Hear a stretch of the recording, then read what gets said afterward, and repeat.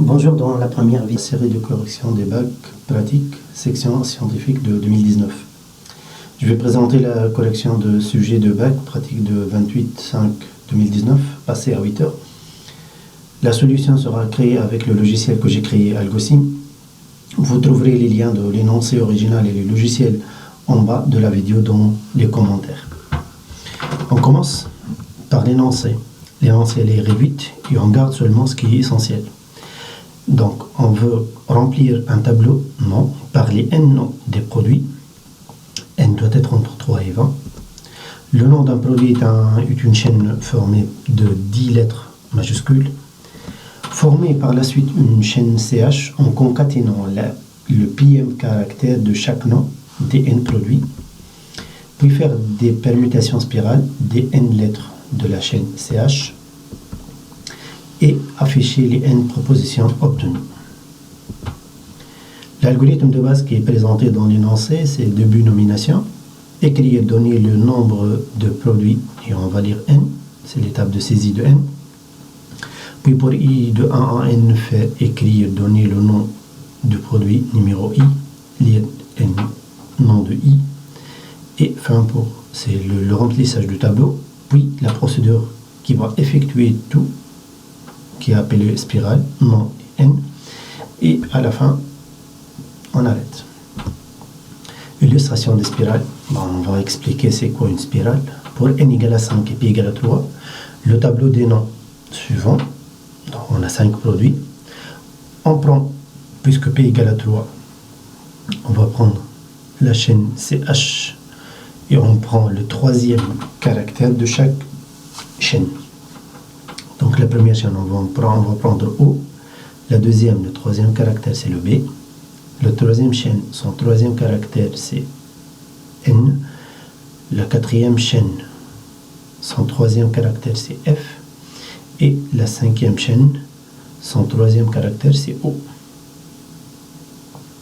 Par la suite, on va faire des permutations. Pour cette chaîne CH, on obtient plusieurs chaînes.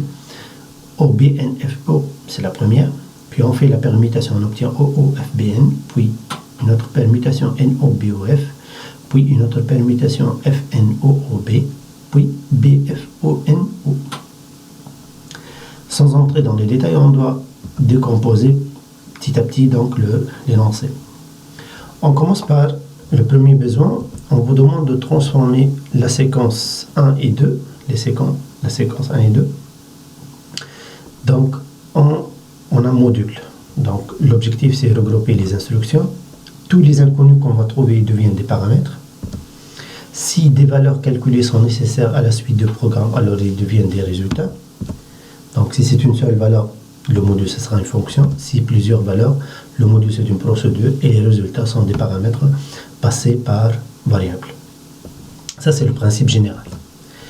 On va prendre l'étape de saisie. Donc saisie dans un intervalle, écrire, donner le nombre de produits, lire n. Donc on va le répéter jusqu'à n dans 3, 10. C'est la condition qu'on va ajouter. Pour la saisie conditionnelle concernant le contenu, puisqu'il demande que les chaînes dans le tableau soient avec des lettres majuscules. Donc on crée une fonction qui teste chaque caractère de la chaîne. Si un caractère ne correspond pas à la condition, on arrête et on retourne faux. Si on termine toute la chaîne, on retourne vrai. Donc l'entrée c'est une chaîne et la sortie c'est un booléen. La fonction, on va l'appeler alphabet. Elle prend comme entrée CH, c'est une chaîne, et le résultat c'est un booléen. D'où cette en-tête. Pour parcourir toute une chaîne, on doit utiliser un compteur qui avance. Et à chaque fois, on avance et on teste. Le résultat du test, qui est CH de I dans AZ, ça veut dire est-ce que le caractère numéro I de la chaîne est une lettre majuscule. On prend le résultat, c'est un booléen. On va l'appeler OK.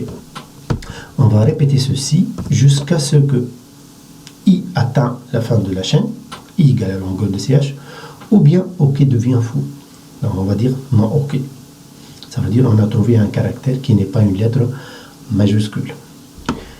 Pour faire tout ceci, on doit initialiser I OK à vrai. Initialement, c'est vrai. a une valeur qui est avant la première position. Donc si la chaîne commence à 1, donc i doit être à 0. Et à la fin, on va retourner le résultat OK. Ça, c'est la fonction de test qu'on va l'utiliser pour remplir les chaînes du tableau. Pour effectuer le remplissage, ça consiste à lire n et remplir le tableau T. Pour la lecture de n, on l'a fait déjà. Répéter, écrire, donner le nombre de produits, lire n jusqu'à n dans 3, 10. Pour remplir un tableau, on doit parcourir tout le tableau, donc pour i de 1 n. Et pour faire la lecture conditionnelle, on ajoute un répéter, écrire, donner le nom de produit numéro i, lire t de i, jusqu'à ce que la longueur de t de i soit égale à 10, et alphabet de t de i, ça donne vrai. Ça veut dire que le test de la chaîne t de i, qu'elle est formée seulement par des lettres majuscules, elle donne vrai. Et c'est la fin de cours. Donc ça, c'est le module de remplissage.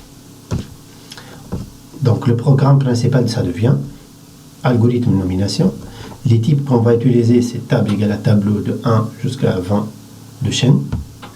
20, c'est le nombre maximum de n. Les variables qu'on va utiliser, n est un entier et non, c'est un tableau de type table. Début, on commence par le remplissage, n et non. Puis on va effectuer la spirale avec la procédure spirale et fin nomination. Donc, je vais écrire ce code dans mon logiciel, je vais le saisir et au fur et à mesure, de la solution, donc on va ajouter tout ce qui est manquant. Donc, je bascule vers le logiciel. Mon logiciel, c'est AlgoSim. Je vais commencer une nouvelle solution. Je vais l'appeler donc nomination. Je vais le placer dans mon dossier personnel. Je vais inscrire le nom de l'auteur et voilà. Donc j'ai mon espace de travail, les constantes, les énumérations, les types tableaux, les variables et le code. Je peux commencer par le code et au fur et à mesure, donc AlgoSim va me renvoyer des petites erreurs que je dois corriger pour les déclarations, pour ajouter tout ce qui est manquant. La première instruction, ça sera un appel à la procédure de remplissage, donc remplissage entre parenthèses n et non. Et si vous avez une liste d'erreurs, le module remplissage n'existe pas. Bon, la variable n n'existe pas, la variable non n'existe pas aussi. Mais je vais le faire par la suite, donc rien n'empêche de l'ajouter. Maintenant, je vais ajouter la variable n. C'est un entier. Pour la variable non, je dois créer avant tout un type tableau. Donc, je vais passer à la création d'un type tableau. On l'a appelé tab. Il contient des chaînes. Il est numéroté par des entiers. Et numéroté de 1 jusqu'à 20. J'ai un nouveau type. C'est ce type tableau. Je peux déclarer maintenant une variable qu'on va l'appeler T de type tab. Et voilà. Ce qui manque maintenant, ce qui est signalé ici, erreur, remplissage n'est pas une procédure. Donc il n'y a pas une procédure qui s'appelle remplissage. Donc je vais l'ajouter dans les modules, ajouter une procédure qui s'appelle remplissage. Voilà. Maintenant, l'erreur, c'est pas que remplissage n'existe pas, mais elle est déclarée avec 0 paramètres, mais on utilise 2 paramètres effectifs. Donc, je dois passer dans le module remplissage. J'ajoute les paramètres qui manquent. Ajouter un paramètre. Le premier, c'est n par variable, puisqu'il va être saisi. C'est un entier. Et je vais ajouter, donc vous avez la liste ici des paramètres, et je vais ajouter un autre paramètre, c'est t, aussi passé par variable, et de type tab. Bon, on ne va pas résoudre le problème de remplissage, mais juste pour rendre le module nomination correct. Maintenant, qu'est-ce qui manque? Objet non introuvable. Donc le tableau doit être appelé non. Voilà. Mais pour les paramètres, on n'est pas obligé de changer le nom des paramètres du module. Donc, maintenant, le module nomination il est correct. On passe à l'appel du module spirale. Donc il n'y a pas spirale de n. Non.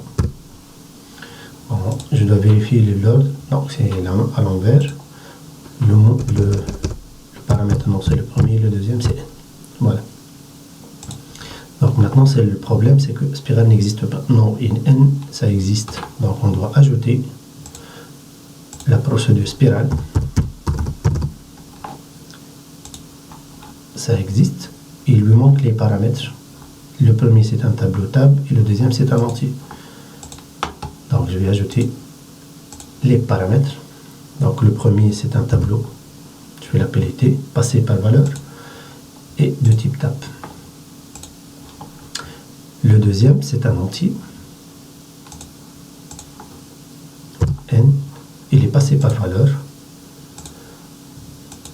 Ce choix parce que spirale ne modifie pas le tableau, mais plutôt elle va extraire et créer des spirales et les afficher. Donc à la fin le tableau n'a pas changé, donc tout est passé par voilà. À la différence de remplissage qu'on va lui donner un tableau vide qui va le remplir, donc le tableau sera modifié et n sera saisi, donc c'est modifié. Si on revient en nomination, le code maintenant il est correct de façon formelle. Maintenant, il suffit d'ajouter ce qui manque dans remplissage, ce qui manque dans spirale. Donc, on va commencer par spirale. Donc, si on revient à l'algorithme de remplissage,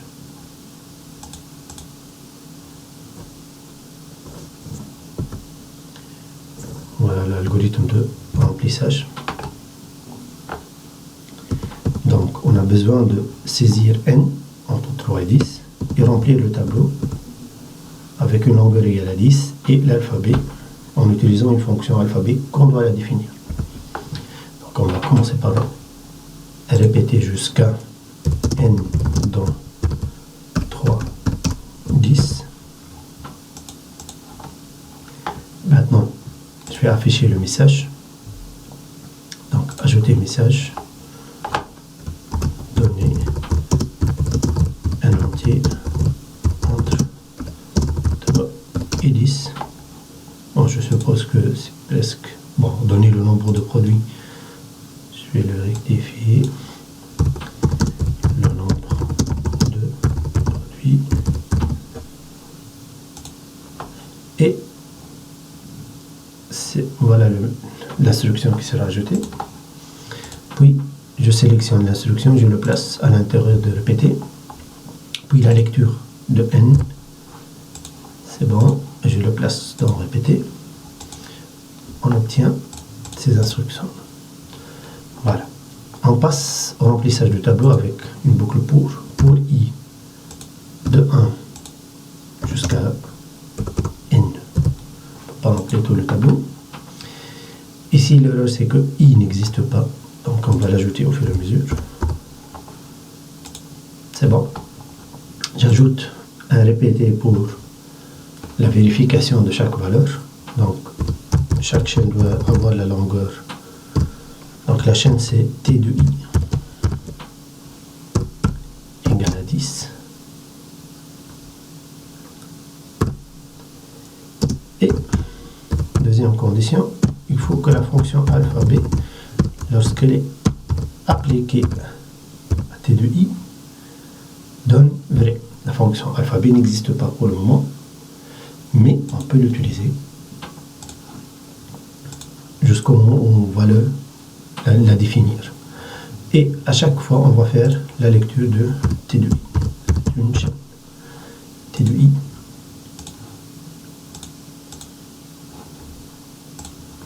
Bon, accompagné par un message. Donc, pour gagner un peu de temps, je vais prendre...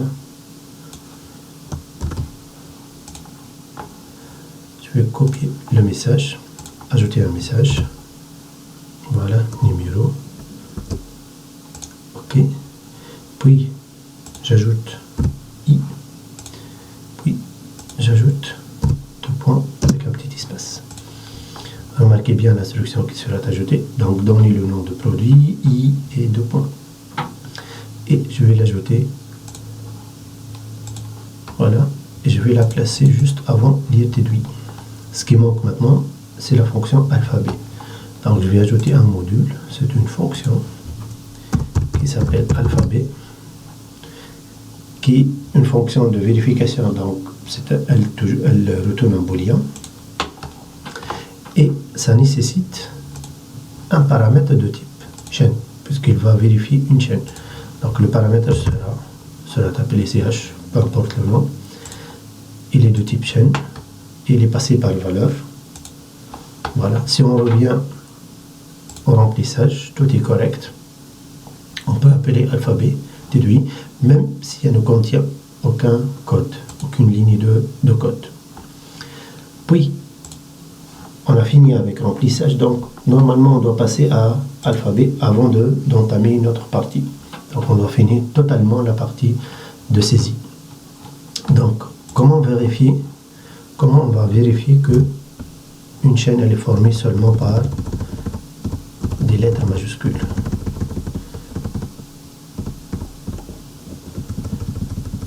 Donc je reviens à la fonction alphabet.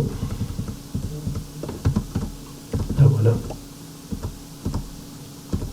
Donc on va répéter, on avance en test jusqu'à ce que finir la chaîne ou bien on trouve une erreur. On commence par OK égale à vrai et I égale à 0. À la fin on retourne OK. Donc on va implémenter tout ceci. Donc je vais commencer alphabet. J'initialise OK à vrai. OK n'est pas déclaré. Donc je vais la déclarer. OK c'est une variable booléenne. C'est bon. Par la suite, I reçoit 0. Toujours on commence à la position qui vient juste avant le premier. Le premier caractère d'une chaîne c'est à la position 1, donc I est placé à 0. Et on doit déclarer la variable I, c'est un entier. À chaque fois, je vais répéter la vérification jusqu'à ce que I atteint la fin de la chaîne. Donc j'ai terminé la chaîne CH. Ou bien OK n'est pas vrai, ça veut dire faux. Donc ça veut dire on a trouvé un caractère qui n'est pas une lettre majuscule. Et par conséquent, c'est pas la peine de continuer à tester, c'est faux. Donc à chaque fois, qu'est-ce qu'on doit faire? On avance. Donc I reçoit I plus 1. Et on la place dans répéter. Et on calcule OK. OK c'est quoi? C'est CH de I dans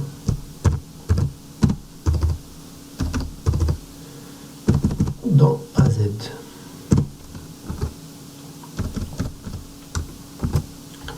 Voilà. Donc le résultat d'un test, c'est un booléen, c'est le booléen qu'on va prendre. Et ainsi de suite, donc il y aura une répétition jusqu'à la fin. À la fin, on doit retourner OK. Donc on doit ajouter l'expression retourner et OK.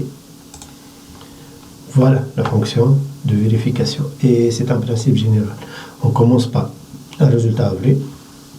Il reçoit 0. Et à chaque fois, on avance et on teste, on avance et on teste jusqu'à ce que on termine l'ensemble de recherche où le test il est faux. Dans ce cas, on doit retourner OK. On passe maintenant à la procédure spirale. L'analyse de la spirale, elle paraît un peu complexe. Donc, on doit essayer de chaque fois de réduire jusqu'à atteindre un niveau de complexité abordable. Donc, le programme principal, c'est terminé. C'est bon. La procédure spirale. Le principe. On va prendre un entier P. P entre 1 et 10. Puis, on va former la chaîne CH en concaténant le PM caractère de chaque nom. Puis, on va générer dans un tableau TP les n propositions des noms obtenus suite à la permutation spirale. Donc, TP, c'est un résultat. CH, c'est juste une spirale parmi les spirales. Et à la fin, on affiche les valeurs. On commence l'étape numéro 1. On va faire la lecture d'un entier entre 1 et 10. Donc, c'est une lecture conditionnelle qu'on doit utiliser et répéter jusqu'à. À chaque fois, on demande un entier entre 1 et 10 et on va le lire dans la variable P. Ça, c'est l'étape numéro 1. Bon, on peut l'inscrire immédiatement. Donc je vais répéter jusqu'à P dans 1, 10. C'est bon. P, pour le moment, n'existe pas. On va l'ajouter. C'est un entier. Et à chaque fois, on va faire un petit message. Donc je vais copier ici. Voilà. Le message. OK. Je vais placer écrire dans répéter pour qu'elle sera répétée. Et à chaque fois, on va lire P. Ceci jusqu'à ce que P soit accepté. Donc c'est dans indice. Par la suite, on passe à l'étape numéro 2. On va extraire les PM caractères de chaque chaîne. Donc on va prendre le PM caractère de la IM chaîne du tableau T de I et l'ajouter à une chaîne M. Donc on va construire la chaîne M en parcourant tout le tableau, donc pour I de 1 à N, et à chaque fois on prend T de I de P, donc le PM caractère de la IM chaîne du tableau T, on l'ajoute à N et ainsi de suite jusqu'à construire la chaîne à en créer la spirale. Donc je passe à cette étape, j'utilise pour parcourir tout le tableau pour I de 1 à N, encore une fois. La variable I sera utilisée comme compteur et à chaque fois on aura M qui reçoit M plus T de I de P. Donc M, elle est utilisée 2 fois et n'est pas déclarée.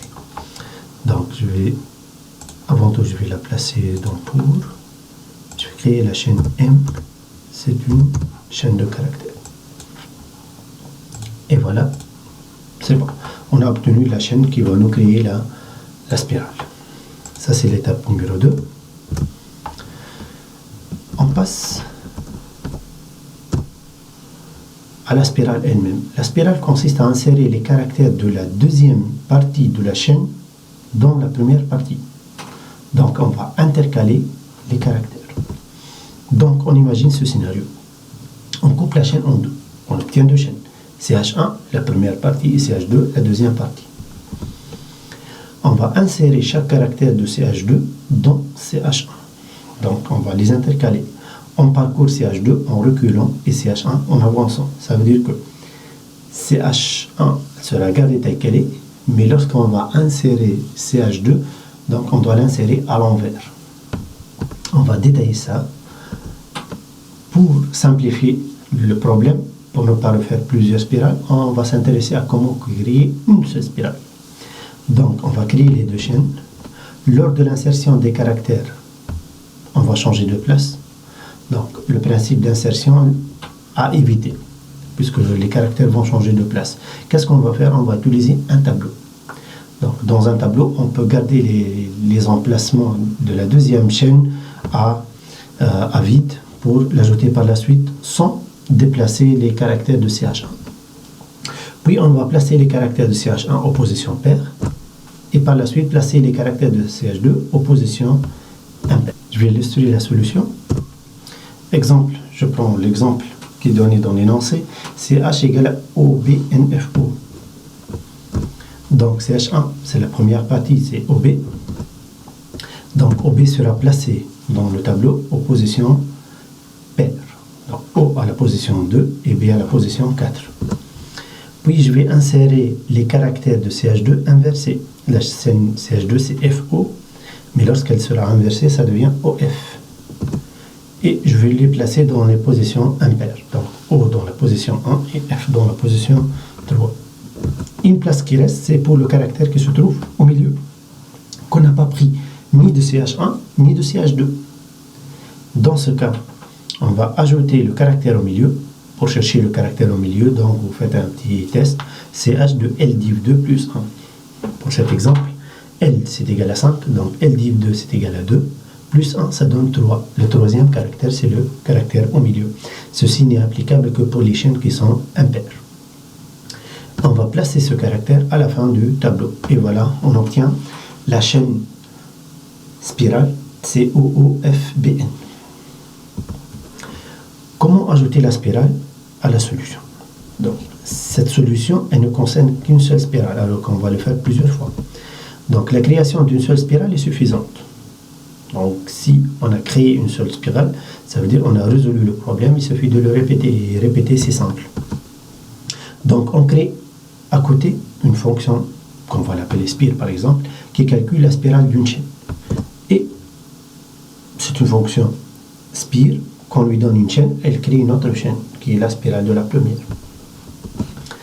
Puis, on utilise cette fonction autant de fois, c'est n fois, que nécessaire dans le module spirale.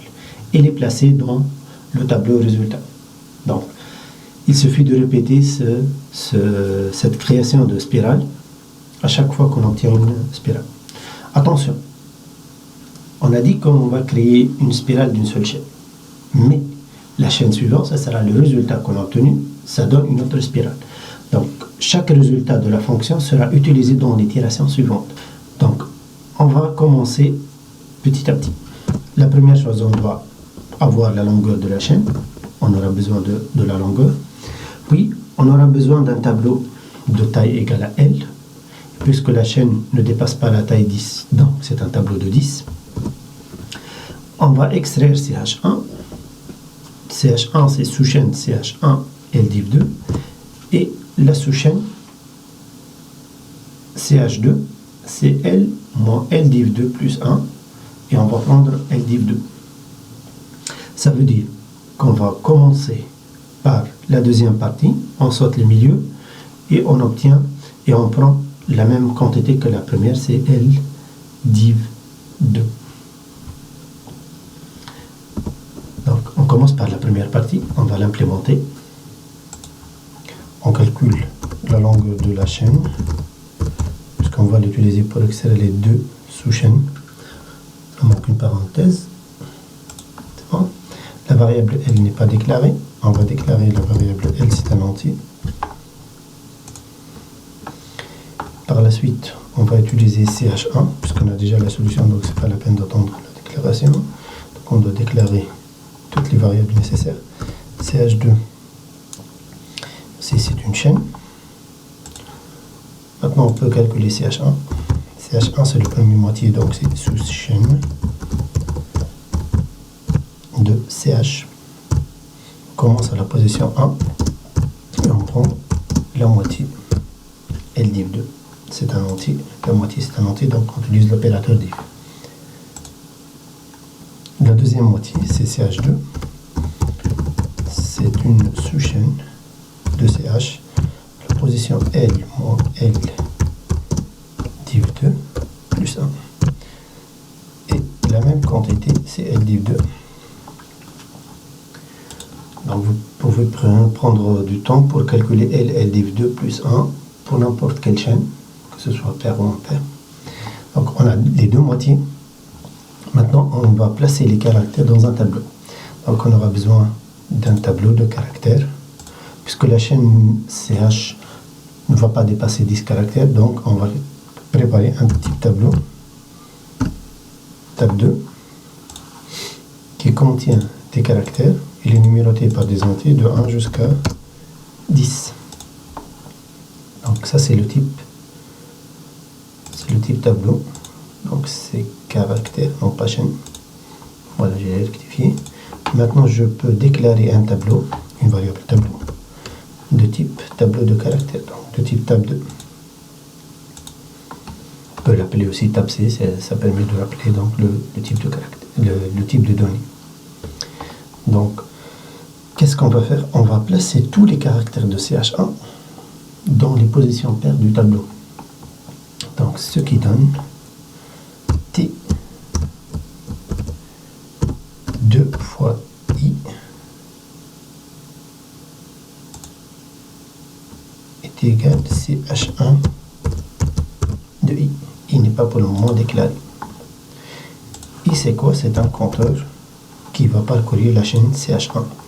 Donc, s'il va parcourir la chaîne CH1, donc il commence, c'est un I qui commence de 1 jusqu'à la taille de CH1. Soit on utilise la longueur de CH1, soit on va dire que c'est L div 2, puisqu'on est sûr que c'est la moitié de la chaîne CH. Et on va refaire tout ceci jusqu'à obtenir le tableau que j'ai présenté tout à l'heure.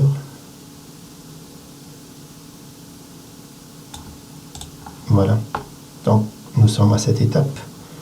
Placer les caractères de CH1 dans les positions paires du tableau.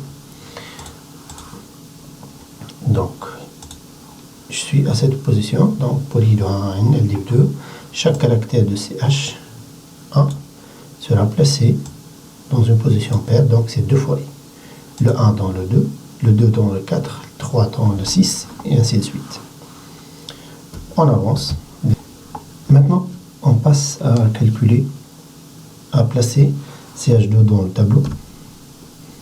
Donc pour placer, on doit utiliser 2 compteurs, puisque dans le tableau on avance et dans la chaîne on recule, puisque on doit placer les caractères à l'envers. Donc si on va utiliser 2 compteurs, on ne peut pas utiliser la boucle pour, sinon elle devient trop compliquée. On va utiliser répéter. À chaque fois on recule dans la chaîne, on avance dans le tableau de 2 pas pour utiliser seulement les positions impaires 1, 3, 5, 7. Et à chaque fois on place CH2 de I dans T de J à la position dans le tableau. Ceci sera répété jusqu'à terminer la chaîne, jusqu'à arriver à la position I égale à 1 dans CH2. Au début, on doit initialiser J à une position qui vient juste avant la première position. La première position c'est 1, donc on doit faire 1 moins 2, 1 moins le pas. Pour reculer, on doit placer le compteur après la fin de la chaîne. Et si le pas est égal à 1, donc c'est L div 2, c'est la fin de la chaîne, plus 1. Donc on va utiliser cet algorithme.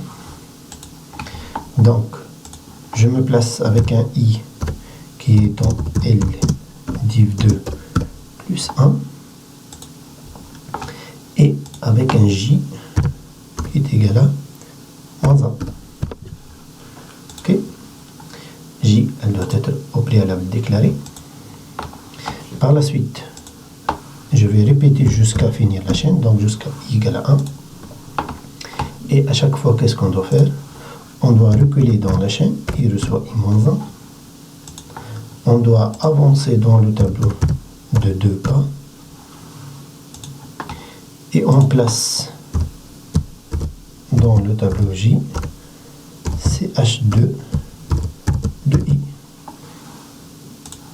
Donc tout ceci sera répété. Donc je recule, j'avance de 2 et je place le ième caractère de la chaîne dans la j position du tableau et ainsi de suite jusqu'à obtenir l'état, cet état. Maintenant on doit vérifier est-ce qu'on a oublié un caractère, c'est l'élément au milieu, s'il y a un caractère au milieu, et on va le placer à la fin du tableau.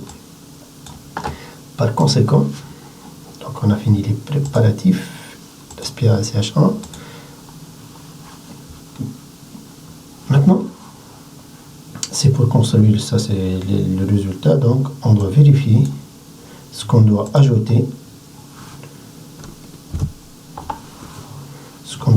le dernier caractère. Si la chaîne contient un nombre impair de caractères, ça veut dire sa longueur mod 2 égale à 1, on va placer le caractère au milieu. Le caractère au milieu se trouve à la position L div 2 plus 1. Et par la suite, on doit concaténer tous les éléments du tableau en une chaîne. Donc pour I de 1 à L, on va parcourir tout le tableau. M reçoit M plus T de I. Donc on a deux choses à faire. Donc avant d'oublier l'élément au milieu, si l'élément au milieu, ça veut dire le caractère ayant la position L div 2 plus 1, ah, si, non, ça c'est l'expression de si L moins 2 égale à 1, ça veut dire elle est formée par un nombre impair de caractères. Dans ce cas, dans la dernière position du tableau, donc c'est T de L, on va placer le caractère du milieu de la chaîne qui se trouve à la position L div 2 plus 1. Et voilà, le caractère au milieu de la chaîne CH sera placé à la fin du tableau et le tableau il a la taille est égale à L. Par la suite, tout ce qu'on a mis dans le tableau, il doit être transformé en une chaîne. Il suffit de concaténer tous les caractères dans une chaîne M. Et donc, on va parcourir de 1, donc I, de 1 jusqu'à L.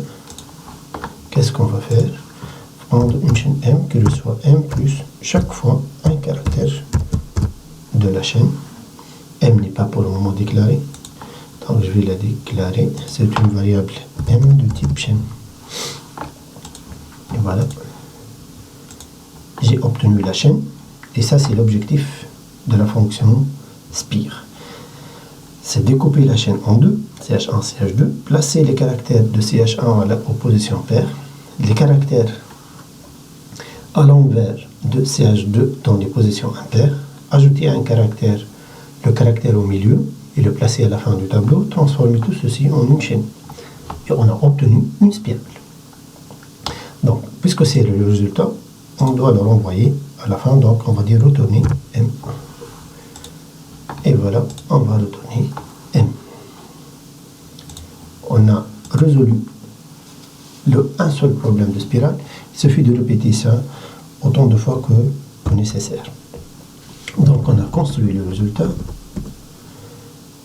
La spirale elle-même, elle va prendre tout un tableau. On va revenir au début. On va prendre la première chaîne et on va la placer dans le tableau résultat. C'est T de 1. Et à partir de la position 2, à chaque fois, on calcule la spirale de la chaîne précédente. Donc, spire de T de I moins 1 sera mis dans T de I, et ainsi de suite. Donc, chaque élément, c'est la spirale de l'élément qui lui est avant. Puis, on va afficher tout ceci avec écrire la lettre. Donc, qu'est-ce qu'on va faire? On revient à la procédure spirale. Donc, on a lu P, on a construit la chaîne qui sera mise en spirale. Puis, dans le tableau résultat, on va prendre T de 1 reçoit cette chaîne, parce que la première valeur n'est pas une spirale. Et à partir de la position 2, donc on va prendre un contour qui commence de 2 à N. Qu'est-ce qu'on doit faire? On doit calculer chaque fois T de I et la spirale de sa précédente, T de I moins 1, la chaîne qui lui est avant. Et voilà, on a obtenu un tableau rempli par des spirales. Ce qui reste, c'est afficher tout ceci. Donc avec l'affichage classique, on affiche tous les éléments d'un tableau. Donc pour I de 1 à N, qu'est-ce qu'on doit faire à chaque fois? On va afficher T de I. Alors, je ne vais pas compliquer l'affichage. Et à chaque fois, on fait un retour à la ligne. Donc j'ajoute ce retour à la ligne pour, au lieu d'utiliser écrire, on va utiliser écrire la lettre. Donc ce traitement sera répété tant de fois que c'est nécessaire. Bon, je m'enregistre, je vérifie est-ce que j'ai oublié quelque chose, aucune erreur n'est trouvée. Et par la suite, je peux exécuter. Bon, pour exécuter, on doit tester avec un cas qu'on connaît, ou bien il suffit d'utiliser l'exemple qui est donné.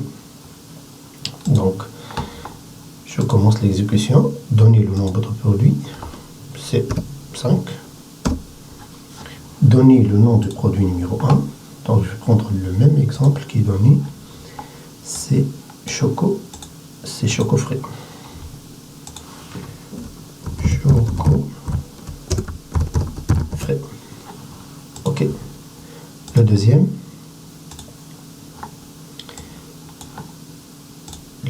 c'est My Biscotto.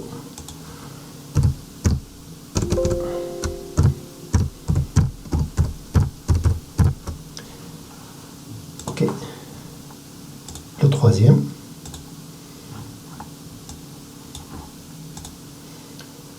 confit plus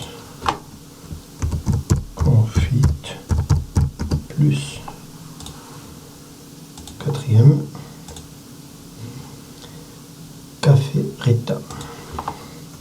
Je vais essayer de lui donner une chaîne minuscule. Est-ce qu'il va l'accepter? Non, il revient à la position 4. Il n'a pas accepté cette chaîne. Le café Rita, c'est bon, il passe au cinquième, qui est Choco Chips. Choco Chips. Et voilà. Maintenant, il va demander un entier entre 1 et 10, c'est P. Pour l'exemple, ils ont choisi 3. On va choisir 3. Voilà. Remarquez bien maintenant les résultats qui seront affichés sur la console OBN9. Et on peut comparer entre les résultats donnés et les résultats de notre algorithme. Donc OBNFO, c'est correct. OOFBN, c'est bon. NOBOF, c'est bon. FNOOB et BFONO. Et voilà la solution. Vous pouvez donc réviser cette partie. Vous pouvez exécuter tout le résultat. À la fin, on peut générer l'analyse. Si vous voulez avoir une vision, disons, théorique ou une présentation donc de la solution, ou bien on peut générer aussi le programme Pascal. Le programme Pascal que vous pouvez exécuter à votre... Pour moi, je peux l'exécuter avec du Pascal 3. Vous pouvez le trouver dans le même dossier que AlgoSim dans SourceForge. Je vais ouvrir. Dans le dossier, normalement j'ai enregistré dans le dossier personnel. Nomination, ouvrir. Je compile. Parfait.